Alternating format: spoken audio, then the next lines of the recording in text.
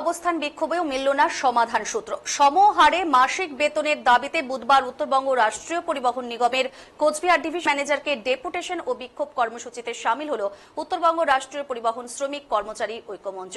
সংস্থায় কর্মরত বাস চালকদের পাশাপাশি প্রতিনিয়ত নিষ্ঠার সাথে নিজেদের দায়িত্ব পালন করলেও আশ্চর্যজনকভাবে উত্তরবঙ্গ রাষ্ট্রীয় পরিবহন সংস্থার কন্ট্রাকচুয়াল চালকদের বেতন বৃদ্ধির আদেশ দিয়েছে সরকার। অথচ এই সংস্থার কন্ডাক্টর, মেকানিক সহ অন্যান্য শ্রমিকদের বেতন বৃদ্ধির ক্ষেত্রে কোনো রকম উচ্চবাক্য করা হচ্ছে না। রাজ্য সরকারের এই বৈষম্যের বিরুদ্ধে সোচ্চার হয়ে এনবিএসটিসির চালকদের পাশাপাশি কন্ট্রাকচুয়াল, কন্ডাক্টর, মেকানিক সহ এজেন্সি দ্বারা নিয়োজিত চালক ও কন্ডাক্টরদের সম হারে বেতন দেওয়ার দাবিকে সামনে রেখে সোমবার থেকে সংস্থার কোচবিহার ডিপোতে অবস্থান বিক্ষোভ শুরু করেছেন উত্তরবঙ্গ রাষ্ট্রীয় পরিবহন শ্রমিক কর্মচারী ঐক্যমঞ্চ। সোমবারের এবং মঙ্গলবার সকাল 10টা থেকে বিকেল 5টা পর্যন্ত চলেছে তাদের এই অবস্থান বিক্ষোভ কর্মসূচি। বুধবার সকাল 10টা থেকে অবস্থান বিক্ষোভ চলার পর বেলা 3টে নাগাদ এনবিএসটিসির কোচবিহার কেন্দ্রীয় বাস টার্মিনাসে বিক্ষোভ ও সংস্থার কোচবিহার ডিভিশনাল ম্যানেজারকে ডেপুটেশন দেন এই আন্দোলনরত পরিবহন শ্রমিকেরা।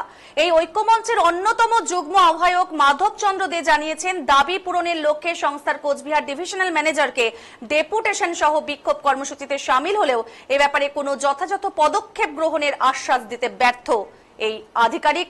তাই বাধ্য হয়েই মুখ্য দপ্তর পরিবহন ভবনে সমবেত হয়ে অনির্দিষ্টকালের জন্য অবস্থান বিক্ষোভ কর্মসূচিতে সামিল হবেন এই বঞ্চিত পরিবহন শ্রমিক কর্মচারীরা।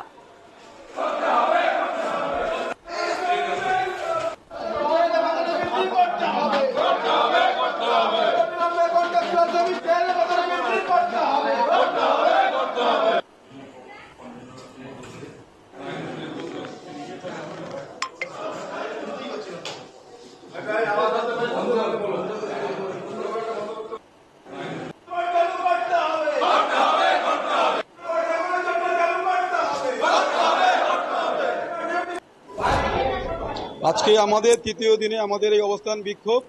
আপনারা জানেন যে 12 তারিখ থেকে আমাদের অবস্থান বিক্ষোভ শুরু হয়েছে। 12, 13, আজকে হচ্ছে 14 তারিখ। আজকে আমাদের তৃতীয় দিনে পড়েছে আমাদের অবস্থান বিক্ষোভ। আজকে অবধি আমরা টোটাল 100% গাড়ি চালিয়ে এবং সমস্ত অফিস কাছারি খোলা রেখে আমরা এই অবস্থান বিক্ষোভ করছি।